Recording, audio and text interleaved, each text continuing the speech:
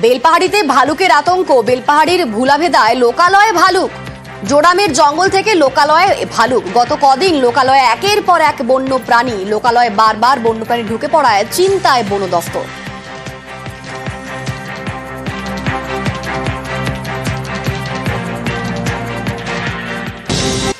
এবার নিয়ে যাব এসএসসি ভবনের সামনে। গতকাল থেকে এসএসসি ভবনের সামনে রীতিমতো ধুমধুমার কাণ্ড চলছে। চাকরি বাতিলে যোগ্য অযোগ্য জট। এসএসসি চাকরিহারা বৈঠকে অধরা সমাধান। তালিকা প্রকাশের জন্য দুদিন সময় চাইল এসএসসি। রাতভর এসএসসি ভবন ঘেরাও চাকরিহারাদের। এসএসসি ভবনের সামনেই অবস্থান, বিক্ষোভ। তালিকা না পেলে টানা ঘেরাওয়ের ডাক। রাতভর এসএসসি ভবনে আটকে চেয়ারম্যান। দফায় দফায় পুলিশের সঙ্গে বচসা। আমরা সেই প্রত্যেকটি আপডেট আপনাদের সামনে প্রতি মুহূর্তে তুলে ধরেছি। চেয়ারম্যানকে ঘেরাও মুক্ত করার চেষ্টা করে পুলিশ চাকরিহারাদের বচসা। চেয়ারম্যানকে বের করতে পুলিশকে বাধা দেওয়া হয়। পুলিশের সঙ্গে বচসা ঘিরে ধুমধুমার পরিস্থিতি। পুলিশকে লক্ষ্য করে জলের বোতল ছোড়েন বিক্ষোভকারীরা। আর সকালে নতুন করে এলাকায় পুলিশ, র্যাব সমস্ত কিছুই মোতায়েন করা হয়েছে এবং এখনো পর্যন্ত আজ এখন 11টা বাজে। এখনকার ঠিক কি পরিস্থিতি, কারণ গতকাল থেকে সেখানে চলছে সেই ধর্মঘট অবস্থান চলছে।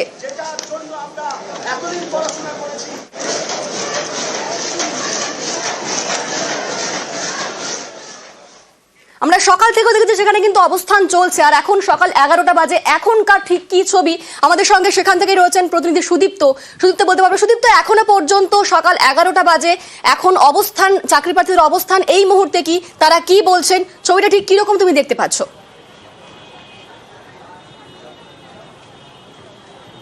দেখো অনিন্দিতা, একদম গতকাল 21শে এপ্রিল থেকে আজ পর্যন্ত চাকরিহারাদের যে অবস্থান, সেই অবস্থান কিন্তু চলছে এসএসসি অফিসের ঠিক সামনে, এসএসসি ভবনের ঠিক সামনে।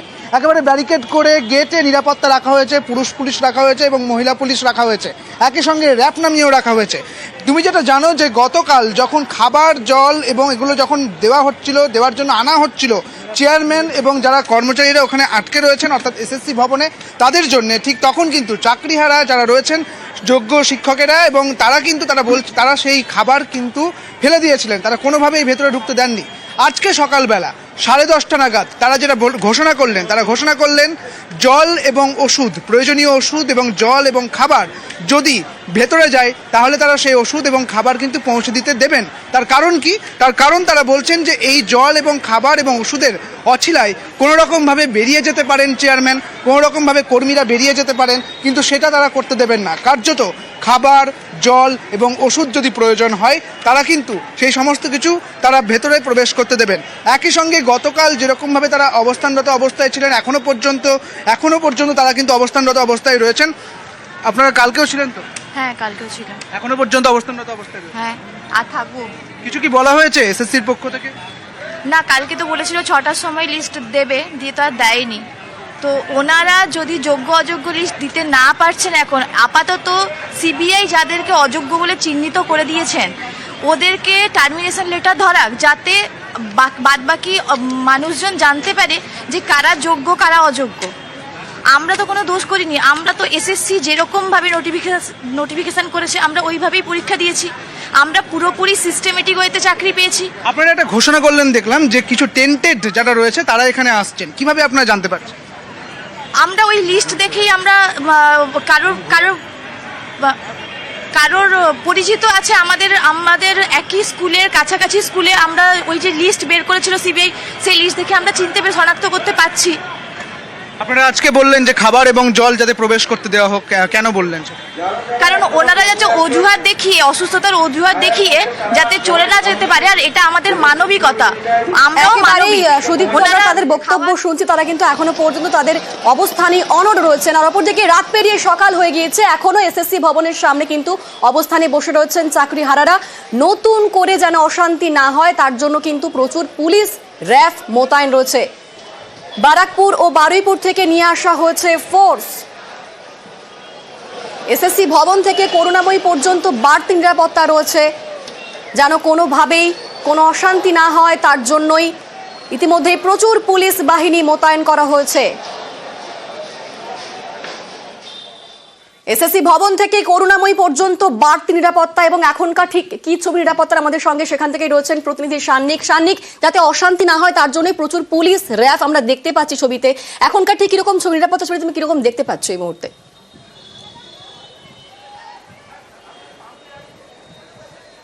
অনিন্দিতা, গতকাল রাত থেকেই পুলিশের যে ভূমিকা সেইটার ক্ষেত্রে বলতে গেলে প্রথমেই বলতে হয় 2 সপ্তাহ আগে আমরা দেখেছিলাম কসবা ডিআই অফিস অভিযানের ক্ষেত্রে পুলিশের ভূমিকা নিয়ে প্রশ্ন উঠেছিল, কিন্তু গতকাল রাত থেকে পুলিশের তরফে একদিকে যখন যারা চাকরিহারা শিক্ষক রয়েছেন তাদেরকে বোঝানোর চেষ্টা করা হয়েছে, তার পাশাপাশি অবশ্যই একটা পুলিশের কাছে এটা বড় চ্যালেঞ্জ যাতে কোনোভাবে বাইরে থেকে বহিরাগত কেউ ঢুকে অশান্তি না করতে পারে। তাই সেই জন্য অতিরিক্ত পুলিশ ফোর্স শুধুমাত্র বিধাননগর পুলিশ কমিশনারেটের নয়, তার পাশাপাশি আশেপাশের যে পুলিশ ডিভিশনগুলো রয়েছে, অর্থাৎ একদিকে কলকাতা পুলিশ, অন্যদিকে বারুইপুর পুলিশ ডিস্ট্রিক্ট, অন্যদিকে ব্যারাকপুর পুলিশ কমিশনারেট, বিভিন্ন জায়গা থেকে অতিরিক্ত ফোর্স নিয়ে আসা হয়েছে। তোমাকে একটু ছবিটা দেখাই, একেবারে এসএসসি ভবনের উল্টো দিকে একটি পেট্রোল পাম্পের মধ্যে এখনো পর্যন্ত বিশাল পুলিশ ফোর্স তাদেরকে তৈরি রাখা হয়েছে। আজকে একাধিক কর্মসূচি রয়েছে, অন্যান্য বিভিন্ন মঞ্চের তরফে আজকে চাকরিহারা শিক্ষকদের পাশে দাঁড়াতে প্রচুর সমাবেশ, প্রচুর জমায়েত আজকে এই এসএসসি ভবনমুখী হবে।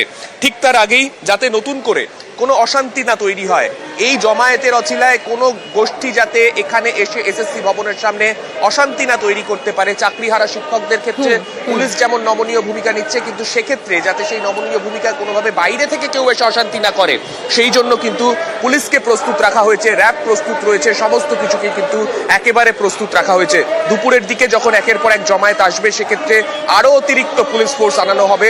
এখনো পর্যন্ত কিন্তু তেমনটাই খবর। বেশ, ধন্যবাদ সান্নিক। আমরা সেই ছবি দেখতে পাচ্ছি, সেই ছবিতে আমরা নজর রাখছি অবশ্যই।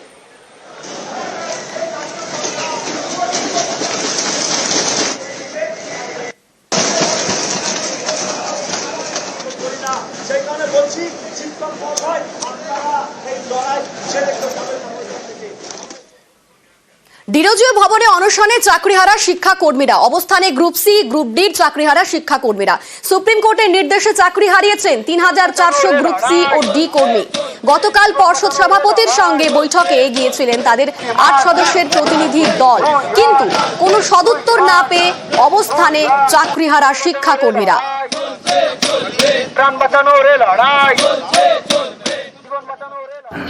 যে সমস্ত যোগ্য শিক্ষাকর্মীগণ কালকের সন্ধ্যাবেলায় 4:30টার সময় বোর্ডের প্রেসিডেন্টের সঙ্গে মিটিংয়ে এসেছিলাম, তারা মিটিংয়ে আসাহত হয়েছিলাম এবং সেখান থেকে আমরা আমরণ অনশনের কর্মসূচি শুরু করেছিলাম। তো আমাদের একটাই দাবি, আমাদের এসএসসির কাছ থেকে নন টিচিং স্টাফদের যোগ্য ও অযোগ্যের লিস্ট পুরোপুরি সম্পূর্ণরূপে প্রকাশ করতে হবে এবং ওনাদেরকে বলে দিতে হবে কত দিনের মধ্যে সম্পূর্ণ ওএমআর মিরর ইমেজ কপি ওয়েবসাইটে আপলোড হবে। ততক্ষণ পর্যন্ত আমাদের এই আমরণ অনশন চলবে।